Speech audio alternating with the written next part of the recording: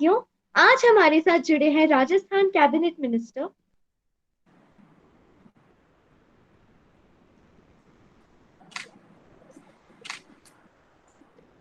साथियों, आज हमारे साथ जुड़े हैं राजस्थान कैबिनेट में मिनिस्टर श्री प्रताप सिंह खाचरियावास जी, जो हमें बताएंगे कि राजनीति की शुरुआत स्कूल से, कॉलेज से या फिर घर परिवार से या उसके भी बाद। सर, मैं जानवी शर्मा आपका डिजिटल बाल मेला में स्वागत करती हूँ।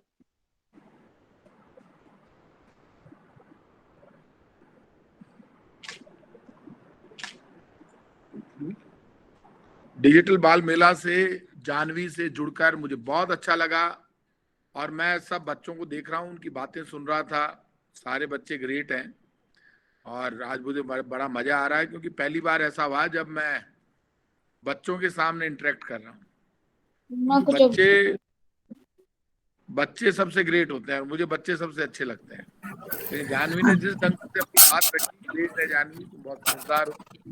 और मेरे से बात की जा रही है कि कब से शुरुआत हुई पॉलिटिक्स की, स्कूल से, कॉलेज से, यूनिवर्सिटी से या उसके बाद। जिंदगी में सब काम एक डेस्टिनी है जो दुनिया को चलाती है बच्चों। हमारी जिम्मेदारी ये है कि डेस्टिनी अपना काम करती है लेकिन हम अपना कर्म करें। बचपन तो इतना सुंदर होता है कि आप जो बच्चे सही समय पर खेलते हैं, सही समय पर पढ़ते हैं, सही समय पर उठते हैं, वो हमेशा सक्सेस रहते हैं। लेकिन जो बच्चे ये सोचते हैं, मैं भी आप ही की तरह बचपन से निकल कर आया, मुझे कुछ करना जब सर, आपकी आवाज नहीं आ रही है क्लियर सर। आवाज नहीं आ रही, आवाज नहीं जा रही, थोड़ी बैकग्राउंड वॉइस आ रही है। बैकग्राउंड वॉइस आ रही, आवाज नहीं आ रही क्लियर आपको। किसी और से गड़बड़ हो रही है आवाज, मेरे यहाँ से क्लियर है, चेक कर लो, किसी और बच्चे से हो रही होगी। नहीं, वो विनोद नाम का एक लड़का था, माइक अनम्यूट था।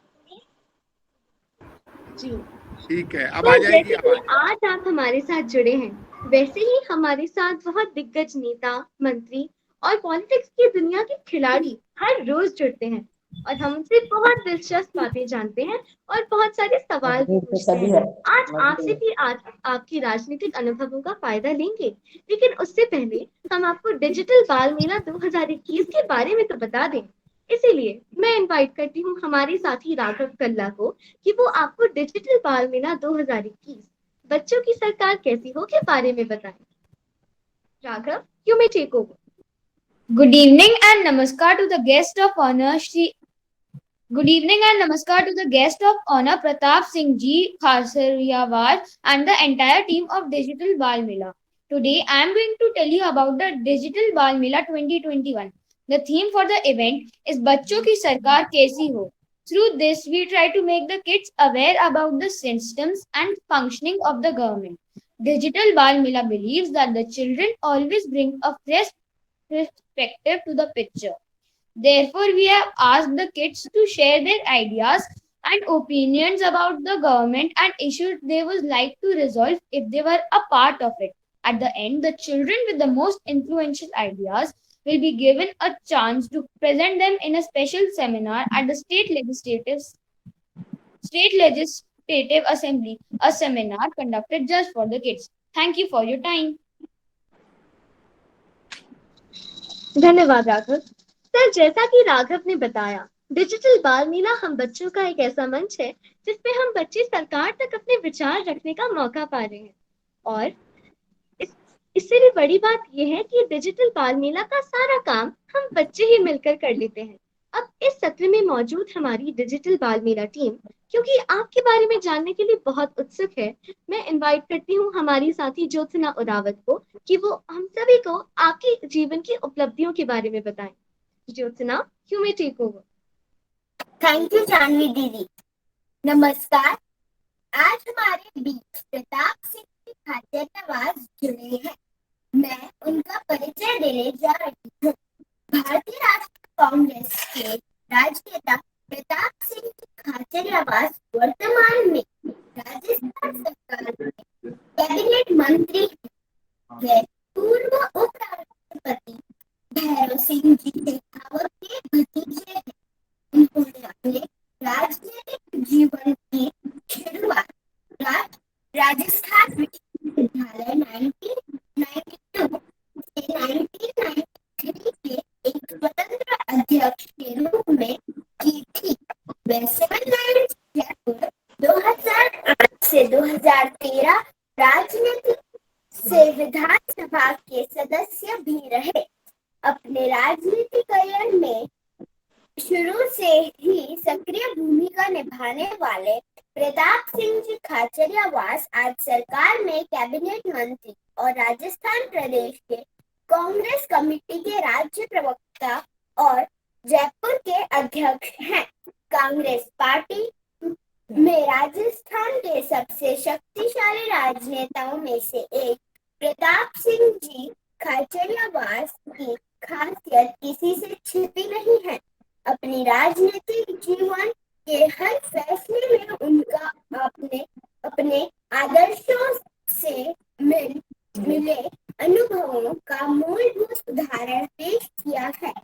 निजी जीवन की बात करें तो जोधपुर में जन्मे प्रताप सिंह जी खाचरियावास राजपूत समुदाय से आते हैं। वे सीकर जिले के खाचरियावास गांव के रहने वाले हैं। राजपूतों की शान के साथ ही उन्होंने राजनीति में अपना वर्चस्व कायम किया।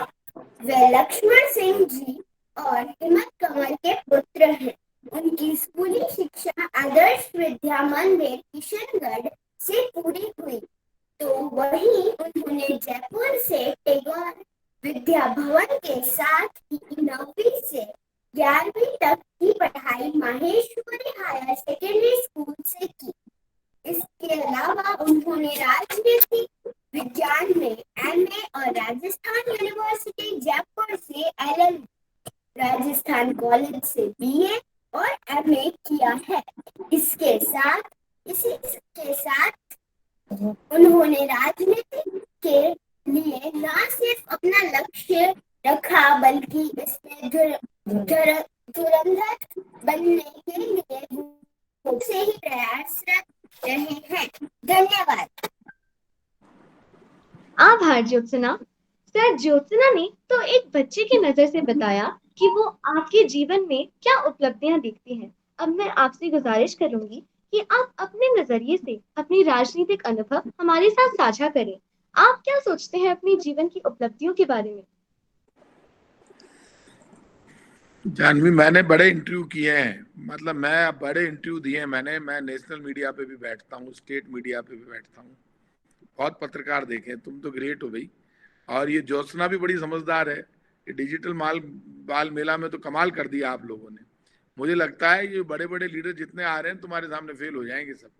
इसलिए फेल हो जाएंगे कि मुझे लग रहा है कि आज के बच्चे ज्यादा समझदार हैं। बड़े बड़े एंकर उनके सामने मैं बैठता हूँ, लेकिन बच्चों के सामने बैठकर मुझे लग रहा है कि आज मामला टफ है। मैं तो कभी सोचता ही नहीं हूँ, मैं तो हर जगह कहीं भी खड़ा होकर बोल लेता हूँ। मुझे बहुत अच्छा लगा। और बच्चे जिस ढंग से आगे आ रहे हैं, आज के बच्चे, इसका मतलब नया जमाना आ रहा है, बहुत समझदार है। समझदार होने चाहिए बच्चे, और बच्चों को देखकर मजा आता है। मैं सही कह रहा हूँ, मुझे बच्चे रास्ते में मिले, कहीं मिले, भीड़ में मिले, मुझे बहुत अच्छे लगते हैं। और सब बच्चे आप बहुत प्यारे हो। अब आप बड़े बड़े राजनेताओं का इंटरव्यू ले रहे हो, उनके जीवन के बारे में जा रहे हो। नई शुरुआत है, बहुत बड़ी शुरुआत है। डिजिटल बाल मेला से बच्चे अब पूरा का पूरा इंटरव्यू लेना और राजनेताओं के बारे में समझना, उनको अपने सामने लाकर खड़ा करना, ये बड़ी बात आपने शुरू की है। आप जानना चाहते हैं राजनेता क्या कर रहे हैं, अब आपने सही राजनेताओं से हिसाब किताब लेना शुरू किया बच्चों ने, और बच्चे ज्यादा अच्छा हिसाब किताब ले सकते हैं। मैं बच्चों से कहूंगा, अब तक तो आप इंटरव्यू ले रहे हो, अगली बार से जब राजनेताओं को बुलाओ तो उनसे पूछ लिया करो आपने काम क्या क्या किए। और हम लोग, पब्लिक की ये डिमांड है कि आपसे ये बात करना चाहती है पब्लिक, तो आपका सबका हक है। मुझे बहुत अच्छा लगा डिजिटल बाल मेला में आप लोगों से जुड़कर। स्कूल, कॉलेज और यूनिवर्सिटी, एक सही समय पर हर बच्चा स्कूल में एडमिशन लेता है, उसके बाद कॉलेज जाता है, यूनिवर्सिटी जाता है। लेकिन बच्चों, आप जानते हो टाइम मैनेजमेंट का दौर चल रहा है। बीता हुआ वक्त कभी वापस नहीं आता, सब कुछ वापस आता है। मेरी जिंदगी में भी ऐसा ही हुआ। मैंने एक ही कोशिश की कि हम टाइम मैनेजमेंट के अनुसार काम करें, और हमेशा मन में ये विश्वास रहता था कि मैं सबसे आगे खड़ा हूँ। यही कारण है कि जब मैं स्कूल में पढ़ता था तो स्पोर्ट्स एक्टिविटीज में पार्टिसिपेट करता था, परेड कमांडर था, हर जगह पार्टिसिपेट करना, बच्चों में हर जगह आगे रहना। लेकिन मैं स्कूल में स्टेज पे नहीं जाता था। स्कूल में तो मैं सिर्फ ग्राउंड पे ही जाता था। स्कूल में जो बच्चे अखबार पढ़ने के लिए जाते हैं, मैं तो उससे भी बचता था कि आज मेरा नंबर आ गया तो मैं कैसे पढ़ूंगा अखबार। वहां स्पोर्ट्समैन था। लेकिन धीरे धीरे, लेकिन लीडरशिप की आदत तब से थी, क्योंकि फिर मैं स्पोर्ट्स बोर्ड का प्रेसिडेंट भी बना माहेश्वरी स्कूल में, और सब काम धीरे धीरे कवर होने लगे। कॉलेज में आ गए। राजनीति करता नहीं है, अपने आप हो जाता, सब काम अपने आप होता है। एक डेस्टिनी है जो व्यक्ति को अपने आप उस फील्ड की ओर अपने आप लेकर जाती है। और मेरा ये मानना है, डेस्टिनी के अनुसार आदमी कर्म भी करता है, लेकिन ज्यादा सोच उसकी होती है, डिटर्मिनेशन होना चाहिए, दृढ़ निश्चय। मेरे मन में एक विश्वास था कि लोग मुझे जानने चाहिए, पहचानने चाहिए। मैं हमेशा सबके बीच में खड़ा रहूं तो पूरी स्कूल मुझे जाने, पूरी कॉलेज मुझे जाने, यूनिवर्सिटी मुझे जाने। ग्राउंड में जाता था तो मन में इच्छा होती थी मुझे जीतना है, एनी हाउ जीतना है। पूरा जोर लगाकर खेलता था। जो मन में वो भावना थी जीतने की, वो भावना कब पॉलिटिक्स में लेकर आ गई मुझे पता नहीं चला।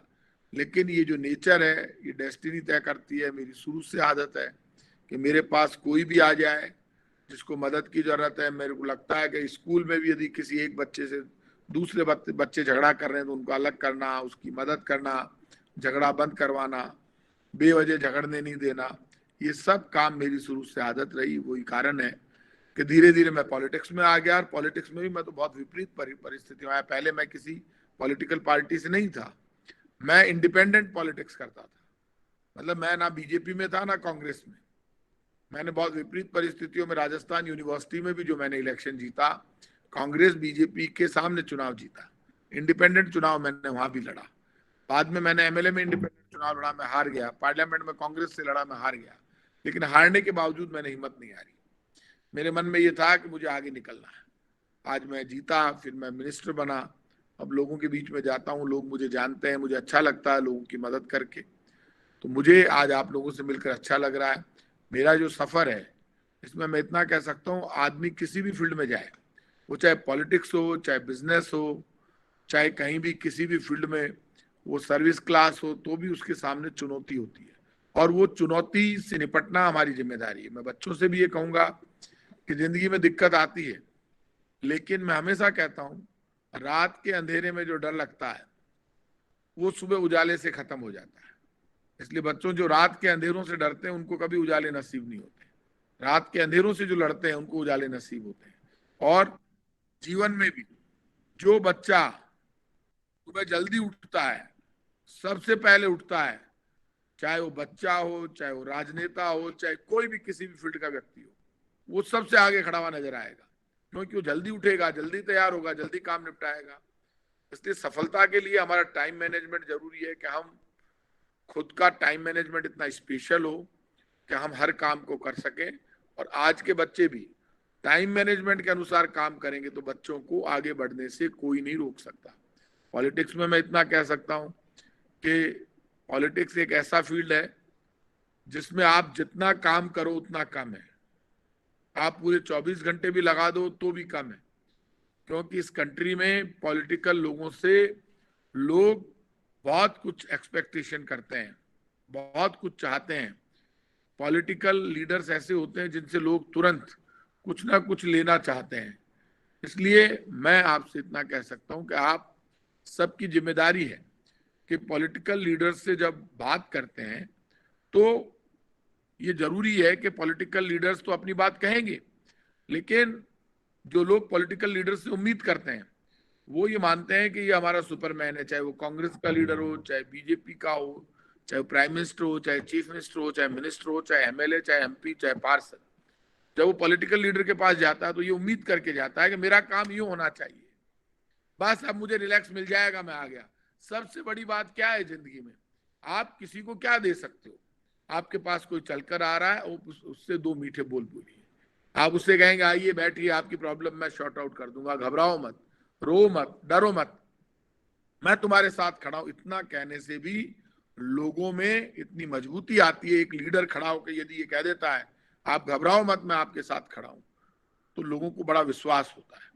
इसलिए लीडर की जिम्मेदारी बहुत ज्यादा है और किसी को इस बात से कोई मतलब नहीं आप किस पॉलिटिकल पार्टी से काम करते हैं। जो परेशान व्यक्ति है वो तो ये उम्मीद करके आता है कि पॉलिटिकल पार्टी कोई भी हो, लेकिन ये सरकार मेरी अपनी सरकार है, ये अपनी ड्यूटी निभाएंगे। तो हम जिस दौर से गुजर कर आए, स्टूडेंट मूवमेंट हमने देखा और बड़े एजिटेशन हुए। अब तो आंदोलन नहीं होते बच्चों, हमारे टाइम पे तो बड़े आंदोलन होते थे, कॉलेज यूनिवर्सिटीज में स्टेट के इश्यूज को लेकर लड़ते थे, आंदोलन होते थे। अब वो कम हुआ है। एक दौर आया, स्टूडेंट मूवमेंट बहुत पावरफुल था, स्टूडेंट जो लीडर्स थे उनकी आवाज सुनी जाती थी, उनमें बड़ा दमखम था। अब थोड़ा वो स्टूडेंट मूवमेंट कमजोर पड़ा है, लेकिन आज बच्चों ने नई शुरुआत की है। सब बातें तो मुझे याद नहीं है, लेकिन आपका जैसा ही बचपन मेरा रहा है, हर व्यक्ति का बचपन लगभग समान रहता है। और मुझे यहाँ तक लाने में सबसे बड़ा काम कौन करता है? सबसे बड़ा काम करते हैं आपके मदर फादर। बच्चों जो अपने माता पिता का सम्मान करते हैं उनको सफलता जरूर मिलती है। मुझे यहाँ तक पहुंचाने में, मिनिस्टर बनाने में सबसे बड़ा मेरे माता पिता का आशीर्वाद मेरे साथ, उनका भरोसा मेरे साथ, मेरे ब्रदर, मेरा परिवार सब ये चाहते थे कि आगे बढ़े। हमेशा एनकरेज किया फादर ने, मदर ने, और वो कभी इस बात के लिए रोका नहीं ये क्या कर रहा है। उन्होंने खुला मौका दिया कि जो कर रहा है इसको करने दीजिए। इसलिए आपके मदर फादर जो आपके साथ खड़े हैं वो आपको मौका देते हैं आगे बढ़ने का। दुनिया में सबसे बड़ा कौन है आपके जीवन में? सबसे बड़ी आपकी माँ है, जो खुद गीले में सोती है, हमें सूखे में सुलाती है, पाल पोस कर बड़ा करती है। बच्चा कुछ भी कर दे लेकिन माँ बच्चे की चिंता करती है। तो माता और पिता दोनों बच्चों के लिए, और हम बड़े हैं उनके लिए भी। आज भी मेरी मदर क्या सोचेगी मेरे लिए, मेरा बच्चा है, वो आज भी पूछती है मेरे लिए कि वो आ गया क्या घर पे, तू कहाँ पर है, तू रवाना हो गया क्या वहां से? क्यों डरती है? उसको इस बात से मतलब नहीं है मिनिस्टर है, उसको लगता है कि मेरा बेटा है, रात को सफर नहीं करे। आज भी मेरी माँ मुझे समझाती है। इसलिए माता पिता का सम्मान करना, और जिस फील्ड में भी आप चाहो उस फील्ड में टाइम देना। और सबसे बड़ा बात क्या है बच्चों, कम्युनिकेशन गैप नहीं होना चाहिए। मैं हर पॉलिटिकल लीडर से कहता हूं, जो आदमी फोन उठाता है पॉलिटिक्स में, या जो आदमी, मेरी तो आदत में, जो आदमी काम करने की कोशिश करता है, सामने वाले की मदद करने की कोशिश करता है, उसको सफलता जरूर मिलती है। यही पॉलिटिक्स है। और इसी पॉलिटिक्स में जब हम यूनिवर्सिटी में पॉलिटिक्स कर रहे थे तब दौर अलग था, लेकिन तब ये पता नहीं था कि जब मैं स्कूल कॉलेज में था कि मैं मिनिस्टर बनूंगा या एमएलए बनूंगा। ऐसा सोचकर कुछ भी नहीं किया, अपने आप सब होता गया और हम यहाँ तक आ गए। सर बहुत बहुत शुक्रिया हमारा उत्साह बढ़ाने के लिए और हमें इतनी अच्छी बातें बताने के लिए। अब हम बढ़ते हैं हमारे सवाल जवाब के सिलसिले पे, क्योंकि हमारे साथी बहुत सारे सवाल लेकर आपके लिए तैयार हैं, बहुत उत्सुक हैं आपसे सवाल करने के लिए। चैट बॉक्स को तो जैसे स्पैम ही किया जा रहा है। तो साथियों इस बात को ध्यान रखें कि हम डिजिटल बाल मेला के अनुशासित साथी हैं। हम झगड़ा नहीं करेंगे, अपने आप को म्यूटेड रखेंगे, अपना हाथ फ्रीज करेंगे या चैट में अपना सवाल रखेंगे। तो चलिए हम बढ़ते हैं हमारे सबसे आज के पहले सवाल पे। हम सबसे पहला सवाल आज लेंगे हमारे साथी पारस का, और फिर तशरीफ तैयार हो जाएं क्योंकि अगला सवाल हम उनका लेंगे। पारस अपना सवाल पूछें। नमस्ते सर, मैं पारस माली हनुमानगढ़ जिले से धोलीपाल विलेज से आपका स्वागत करता हूं हमारे इस ऑनलाइन डिजिटल बाल मेला प्लेटफॉर्म पर। सर मेरा आपसे सवाल है कि सरकार ने स्टडी पे लॉकडाउन लगा रखा है, पर सरकार जैसे जो हमारे मुख्यमंत्री जी है वो खुद इतनी रैलियां कर रहे हैं, वहां पर भीड़ इकट्ठी हो रही है, तो वहां पर संक्रमण नहीं फैलता तीसरी लहर का?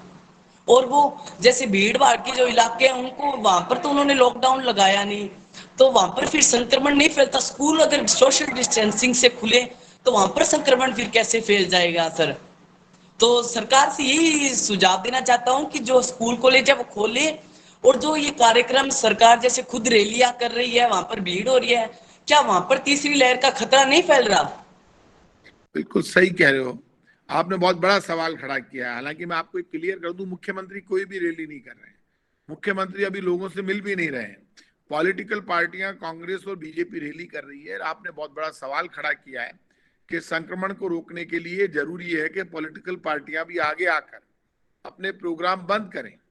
हम लोग कोशिश करते हैं कि भीड़ कम आए, लेकिन वहां भीड़ बढ़ रही है, इसमें टूट रहा है, आप सही कह रहे हो, और उसमें संक्रमण फैलने का खतरा है। इसलिए कांग्रेस बीजेपी दोनों को हमें डिटरमाइंड होकर और फैसला करना पड़ेगा, क्योंकि यदि तीसरी लहर आती है तो उसका बहुत नुकसान होगा। लेकिन मुख्यमंत्री भीड़ में नहीं जा रहे हैं, ना भीड़ में मिल रहे हैं। रही बात स्कूल कॉलेज खोलने की, जो बात कही है, मैं भैया सब जगह स्कूल के बच्चों से मिल रहा हूँ।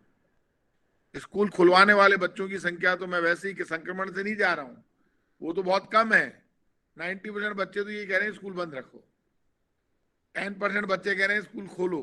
मैं हर जगह पूछता हूँ चुपचाप बच्चों से, क्या भाई स्कूल खोलने वो मना कर रहे हैं। फिर भी अभी थर्ड लहर का डर है बच्चों का, इसलिए नहीं कह रहे कि क्योंकि ये जो थर्ड वेव है, अभी बच्चों के वैक्सीन नहीं लगी है, वो बच्चों के लिए चैलेंज हो सकती है, इसलिए स्कूल कॉलेज बंद है।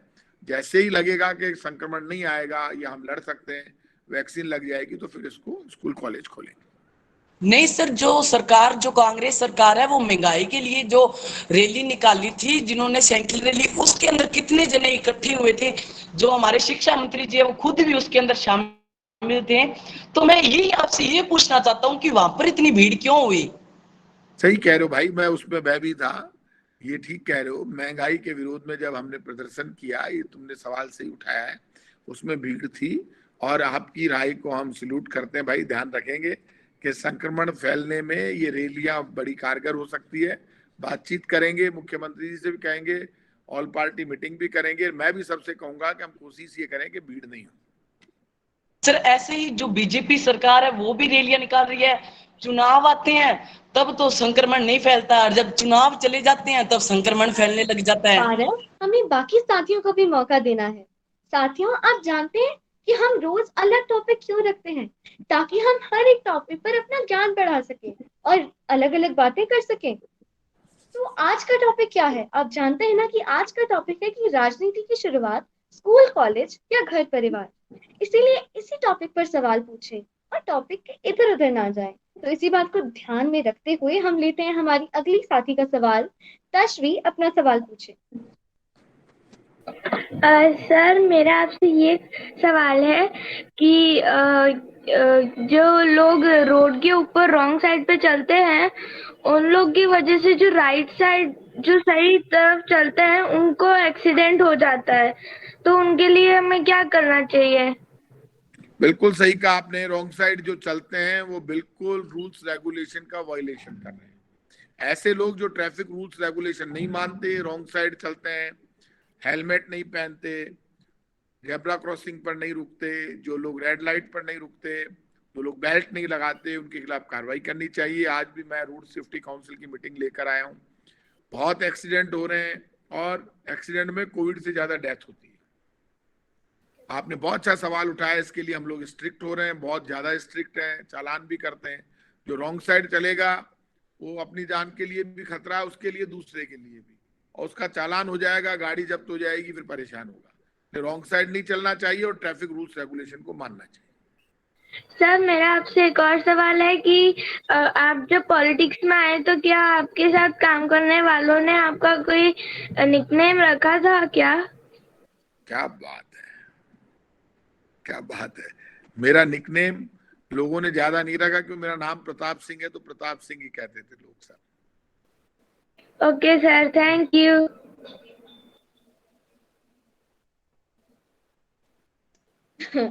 जी, तो चलिए अब हम अगले सवाल की ओर बढ़ते हैं। अगला सवाल हम लेंगे हमारे साथी मनीष ढाका का। बहुत देर से इंतजार कर रहे हैं आप, तो अब आपका इंतजार खत्म होता है, आप अपना सवाल पूछ सकते हैं।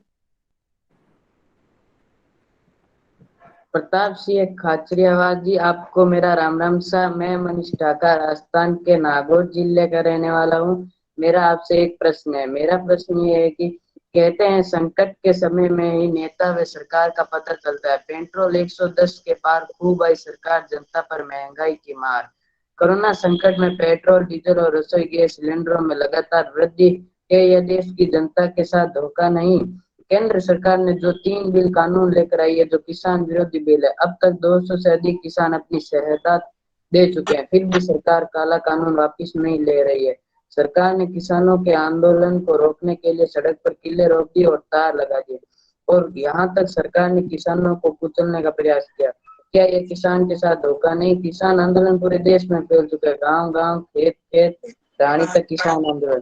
राजस्थान सरकार और कैबिनेट मंत्री प्रताप सिंह खाचरियावास, क्या आप किसानों के साथ खड़े हैं? किसान बिल और पेट्रोल के बढ़ते दाम पर आपका क्या कहना चाहेंगे?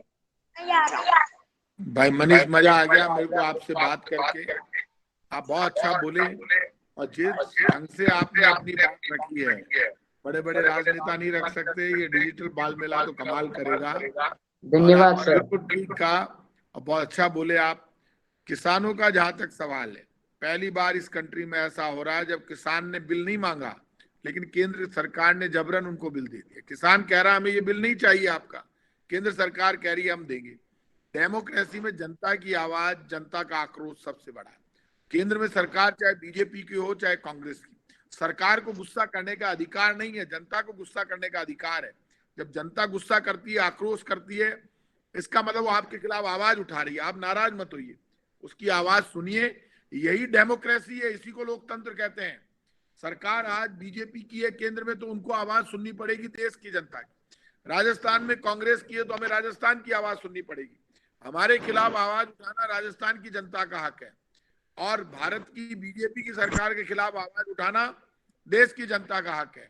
तो बड़ी सरकार है, ऐसे में पेट्रोल डीजल की महंगाई बढ़ गई, किसान के विरोध में बिल आ गए, लोगों में आक्रोश है, लोग गुस्सा कर रहे हैं। लोग ये चाहते हैं कि हमारी आवाज सुनी जाए। लोग ज्यादा नाराज इसलिए हो रहे हैं कि आप उनकी आवाज नहीं सुनना चाहते। किसानों पर जिस तरह का जुल्म हुआ, लगातार इतने दिनों से किसान बॉर्डर पर बैठे हैं, ये सब पॉलिटिकल पार्टियों की मॉरल ड्यूटी है। 2014 में जब मनमोहन सिंह जी प्रधानमंत्री थे तब क्रूड ऑयल महंगा था, लेकिन पेट्रोल डीजल सस्ता था। आज क्रूड ऑयल सस्ता हो गया, पेट्रोल डीजल महंगा हो गया। मेरा मानना है कांग्रेस की सरकार हो चाहे बीजेपी की, इलेक्शन मैनिफेस्टो जो इलेक्शन से पहले आप वादा करते हैं, वो वादा आपको निभाना चाहिए। वो वादा नहीं निभाया जा रहा, इसलिए आज किसान परेशान है और पेट्रोल डीजल की महंगाई बढ़ रही है। ये डिजिटल बाल मेले की आवाज ऊपर तक जानी चाहिए और रेट कम होनी चाहिए। जी मनीष, बहुत ही अच्छा सवाल पूछा आपने। साथियों प्लीज अपने आप को म्यूट करें। बहुत बहुत धन्यवाद सर। मनीष, बहुत अच्छा सवाल पूछा आपने। Your question was great Indeed, but आपने तो पूरी स्पीच ही दे दी। एक छोटा सा सवाल पूछना था। मैं बस इतना कहना चाहती हूँ कि अपने सवालों को थोड़ा छोटा रखें ताकि हम सभी के सवाल इन्वॉल्व कर सकें। जी, तो इसी बात को हम लेते हैं अपनी साथी हमारी शानम का सवाल। शानम, आप पूछ सकते हैं।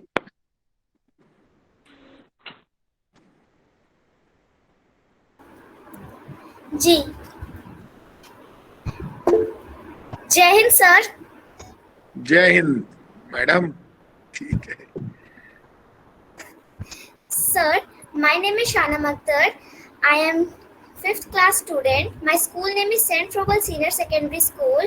I live in Delhi.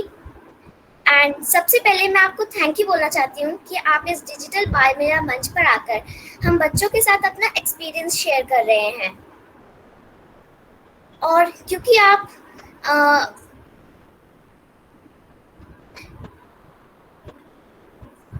और जैसे कि हम सब देख रहे हैं कि हमारे इंडिया में पेट्रोल और डीजल के prices day by day increase होते जा रहे हैं।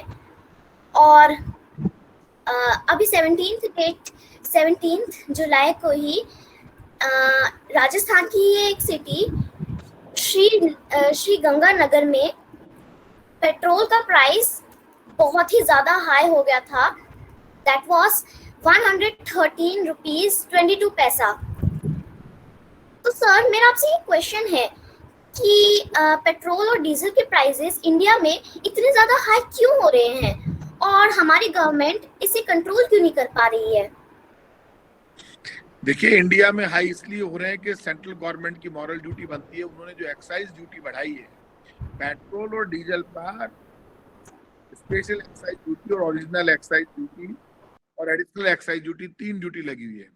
पहले से 1 ड्यूटी लगती थी एक्साइज ड्यूटी, लेकिन सेंट्रल गवर्नमेंट ने जैसे ही पेट्रोल और डीजल वर्ल्ड मार्केट में सस्ता हुआ तो अपना मुनाफा फिक्स करने के लिए इन्होंने 32 रुपए और 33 रुपए पेट्रोल डीजल पर एक्साइज ड्यूटी बढ़ा दी।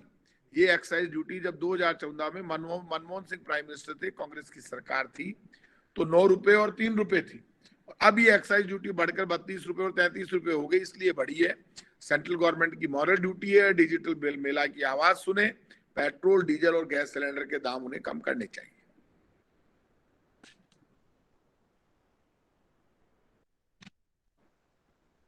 जी चलिए, अब हम बढ़ते हैं अगले सवाल की ओर। जी, अगला सवाल लेते हैं हमारे साथी बिट्टू का। बिट्टू बहुत देर से अपना सवाल पूछना चाह रहे हैं, चैट बॉक्स में बहुत बार वो लिख चुके हैं, तो अब अपना सवाल पूछ लीजिए। आपका इंतजार खत्म हुआ बिट्टू? नमस्ते। नमस्ते भाई।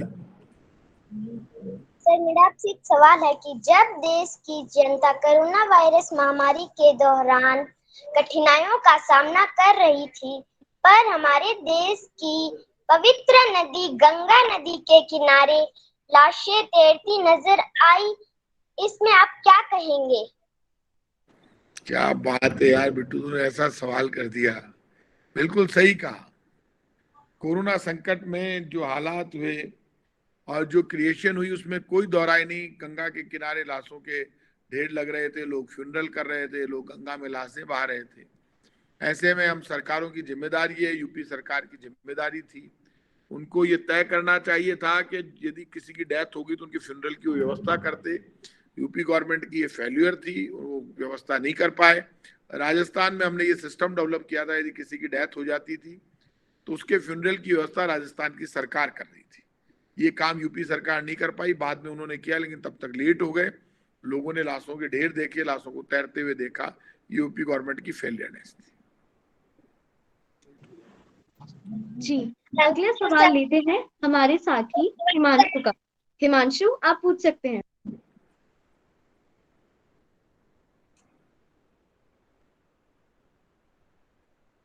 हिमांशु, क्या आप हमें सुन?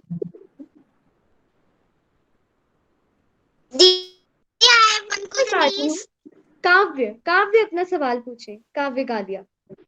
और उसके बाद तनीषा तैयार हो जाए, अगला सवाल तनीषा कर लेंगे। नमस्कार सर, मेरा नाम काव्य गादिया है, मैं कुशलगढ़ से हूँ।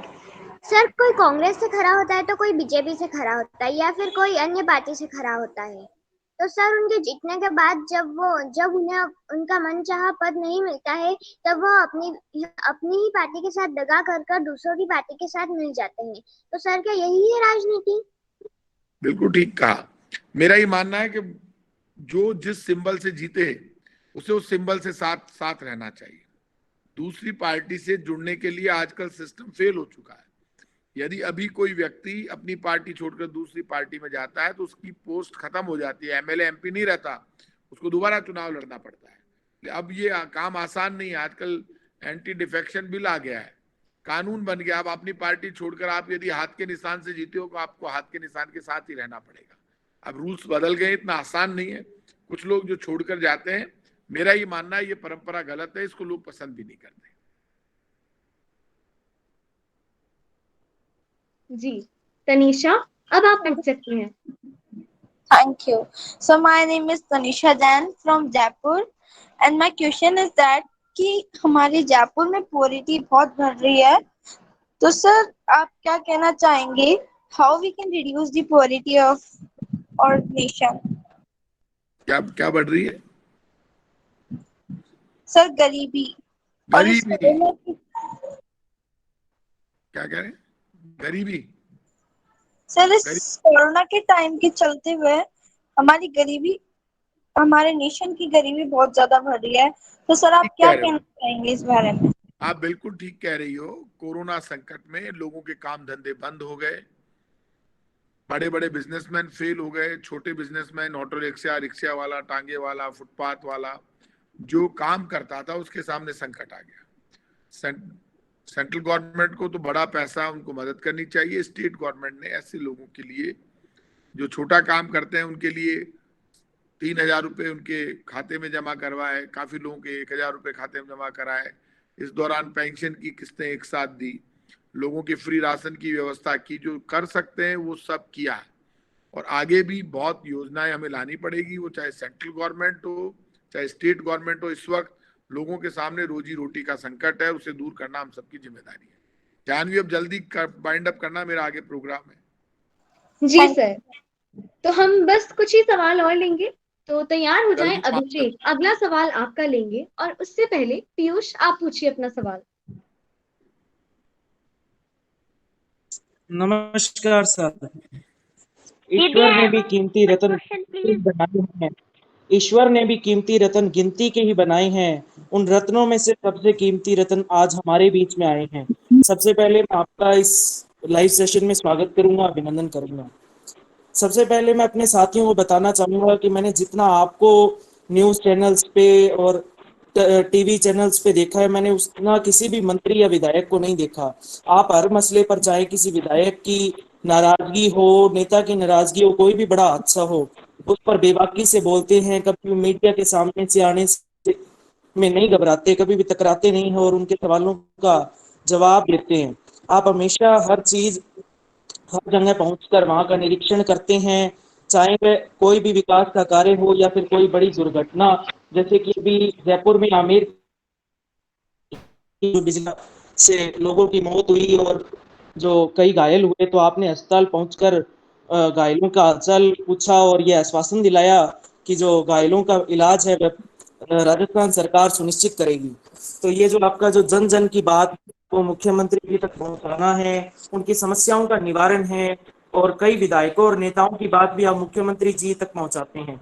आपका यही जो अंदाज है हर बात पर प्रक्रिया देना, उसका निवारण करना, यह मुझे बहुत अच्छा लगता है। और मेरा मानना है कि आप जैसे नेता, आप जैसे विधायक, आप जैसे नेता इस हर जगह होनी चाहिए। आप जैसे मंत्री हर जगह होने चाहिए। मेरा सवाल यह है कि आपने अपना राजनीतिक करियर कहाँ से शुरू किया, और अगर हम बच्चे राजनीति में आना चाहते हैं तो हमें अपनी शुरुआत कहाँ से करनी चाहिए? जय हिंद। चिंता मत करो, सही जगह से शुरुआत की है बच्चों ने। तो डिजिटल मेला है, ये बहुत बच्चों को नेता बना देगा। आपकी बड़ी पहचान बन जाएगी, सब लोग आपको जानने लगेंगे, क्योंकि जिस ग्राउंड से आप लोग जुड़कर आगे बढ़ रहे हो, इसमें कोई दौराई नहीं, आप बहुत आगे बढ़ोगे। आपका कॉन्फिडेंस बहुत अच्छा है, आप बहुत अच्छे ढंग से बोल रहे हो। और हर बच्चा जो अपने आप को सबसे ये नहीं समझे, डिमोरलाइज होने की जरूरत नहीं है। कोई भी बच्चा किसी भी फील्ड में आगे बढ़ सकता है, लेकिन वो डिमोरलाइज नहीं हो। जो काम करना है, घबराना नहीं है, और अति उत्साह में भी नहीं आना है। Time to time, time management के अनुसार काम करे, आप आगे बढ़ जाओगे। और मैंने भी शुरुआत कॉलेज यूनिवर्सिटी से की, और आज मैं आपके बीच में हूँ। तो आपको भी जज्बे के साथ काम करना चाहिए, आप आगे बढ़ जाओगे। Thank you sir. जी, राजनीतिक जीवन की शुरुआत कहाँ से होनी चाहिए, इस विषय को समझें। तो प्रताप जी, घर में राजनीतिक माहौल का कितना फायदा होता है? आपके घर में राजनीतिक माहौल था, उससे आपने क्या सीखा? क्या बात है जानवी, बिल्कुल ठीक कह रही हो जानवी। मेरे घर में राजनीतिक माहौल था। मेरे बड़े फादर राजस्थान के 3 बार चीफ मिनिस्टर रहे, देश के वाइस प्रेसिडेंट भी रहे, और आज वो हमारे बीच में नहीं है, लेकिन मैंने उनको देखा, उनकी वे ऑफ स्टाइल से मैंने कुछ सीखा भी, बहुत कुछ। लेकिन उस माहौल का मुझे कितना फायदा हुआ मुझे पता नहीं, क्योंकि मैं मेरे दम पर ही आगे बढ़ा, उनका मुझे ज्यादा सहयोग नहीं रहा, क्योंकि वो बीजेपी में थे और वो अब हमारे बीच में नहीं। मैं उनके साथ बहुत रहा, मेरे बहुत अच्छे संबंध थे, लेकिन ये तकदीर का खेल है कि वो बीजेपी से थे, मुझे कांग्रेस में आना पड़ा, और मैं कांग्रेस से मिनिस्टर हूँ आज। तो नो डाउट उनको देखकर, उनको निश्चित रूप से मैंने सीखा ही होगा जो भी है, कि जो परिवार में कोई होता है तो उनको देखकर सीखते हैं। तो वो एक बहुत बड़ा सिंबल है पॉलिटिक्स के लिए, भैरव सिंह जी। मैंने उनसे बहुत कुछ सीखा, मेरे परिवार के मुखिया थे, मैं उनका बहुत सम्मान करता था, और उनकी लाइफ स्टाइल से भी मैंने सीखा, और एक मुझे उनसे बहुत प्रेरणा मिली, क्योंकि मेरे लिए वो एग्जाम्पल थे, क्योंकि वो चीफ मिनिस्टर बने, मैं तो सिर्फ मिनिस्टर हूँ, तो उससे मुझे फायदा मिला। जी, अब हमारे साथी प्रिया करवरसा के पास आपके लिए सवाल तैयार है सर। प्रिया, आप पूछिए अपना सवाल। जानवी, फिर वाइंड अप करना इस सवाल के बाद, आज मुझे लेट जी हो जाए। सर, मेरा आपसे ये सवाल है कि ऑनलाइन क्लासेस और ट्यूशन क्लासेस में क्या फर्क है? क्या बात है, ऑनलाइन क्लासेस में तो मजे ही मजे हैं। और कौन सी क्लासेस है? एक तो क्लास तो 2 ही है। Tuition classes. ऑनलाइन क्लासेस तो आप जो घर पे बैठ के मजे से ऑनलाइन कर रहे हैं वही तो है आपकी। और कुछ क्लास में जाकर पढ़ोगे तो फिर अलग स्थिति होगी। इसलिए ऑनलाइन का बच्चों को मजा आ रहा है, क्योंकि ऑनलाइन में तो टेंशन नहीं है, सामने टीचर नहीं है। तो आपको तो ऑनलाइन पसंद है या कौन सी क्लास पसंद है आपको? सर राजनीति का शिक्षा से क्या महत्व? सर राजनीति का शिक्षा से क्या महत्व है? बेटा शिक्षा तो बहुत जरूरी है, आप इस बात को मानकर चलिए। एजुकेशन के बिना आप पॉलिटिक्स में नहीं जा सकते। मैं राजस्थान यूनिवर्सिटी में नहीं पहुंचता तो राजस्थान यूनिवर्सिटी का प्रेसिडेंट कैसे बनता? राजस्थान यूनिवर्सिटी का प्रेसिडेंट बना तभी पॉलिटिक्स में आ पाया। यदि पॉलिटिक्स में भी जाना है तो आपको एजुकेशन तो मस्ट है। अब जमाना बदल रहा है, नया जमाना आ गया है जिसमें एजुकेशन तो हर फील्ड में मस्ट है। बिना एजुकेशन के कुछ भी नहीं है, इसलिए सब बच्चों को पढ़ाई करनी चाहिए। Thank you. जी सर, हमारे इन ऑनलाइन सत्रों में जो बच्चा हमारे लास्ट क्वेश्चन मैं पूछ सकती हूँ? शगुन प्लीज अपने आप को म्यूट करें। सर, हमारे इन ऑनलाइन सत्रों में जो बच्चा हमारे मेहमान को सबसे ज्यादा प्रभावित करता है अपने अंदाज से, अपनी बातों से, अपनी प्रस्तुति से और अपने सवाल से, उसे उस सत्र का, उस दिन का लीडर घोषित कर दिया जाता है। आपके नजरिए से आज का लीडर कौन है? आज का लीडर जानवी क्यों? मेरे से मैं किसी बच्चे को नाराज नहीं करना चाहता। मुझे कहाँ इसमें फंसा दिया, गड़बड़ हो जाएगी। ये तुम डिसाइड करना जानवी प्लीज। मेरे को बच्चे बहुत अच्छे लगते हैं, मैं किसी को कोई प्रॉब्लम नहीं होगी। देखिए अलग से बता दूंगा। बाल मेला के इस इन सेशंस में जानवी बहुत अच्छा, जानवी सब बच्चे बहुत प्यारे। मैं सही कह रहा हूँ, ये डिसीजन मैं नहीं कर पाऊंगा। जानवी सब बच्चों ने बहुत अच्छे सवाल किए हैं, सबने इम्प्रेस किया, सब अच्छे हैं। तो अपने हिसाब से मैंने बहुत लिखा है। Janhvi thank you. जी सर। सर, डिजिटल बाल मेला 2021 बच्चों की सरकार कैसी हो, इस इनिशिएटिव के बारे में, इस आइडिया के बारे में आपका क्या कहना है? दीदी I have one question please.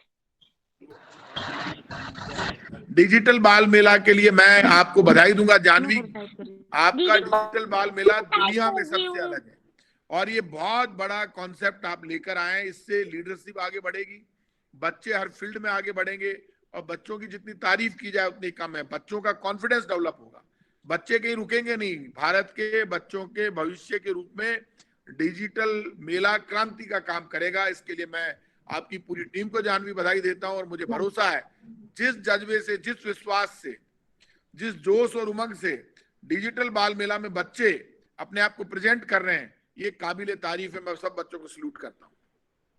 Thank you so much sir. Sir, वैसे आज का लीडर जो चुने जाते हैं उसका बच्चे रोज इंतजार करता है, आज का लीडर बता दीजिए सर प्लीज।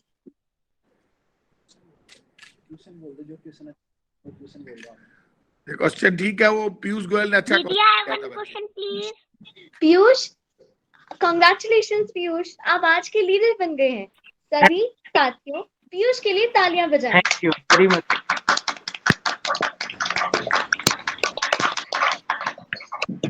सर, आपने अपना कीमती समय हमारे लिए निकाला। हम जानते हैं कि आपका शेड्यूल बहुत बिजी है, फिर भी आपने हमसे इतनी सारी बातें की, इतनी दिलचस्प बातें शेयर की।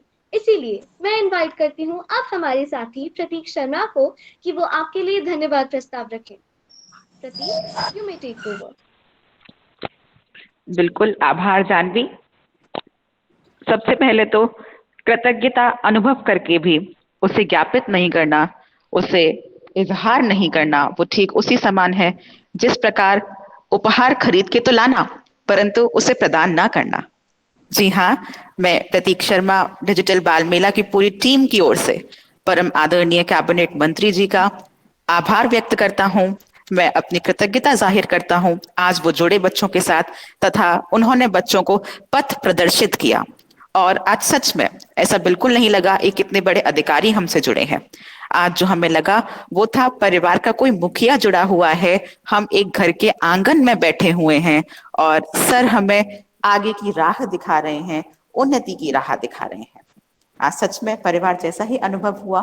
मैं पुनः आभार प्रकट करता हूं और मैं ऐसी आशा रखता हूं पुनः कैबिनेट मंत्री जी से मुलाकात होगी और पुनः सर का आशीर्वचन व आशीर्वाद हमें अवश्य मिलेगा। बहुत बहुत आभार।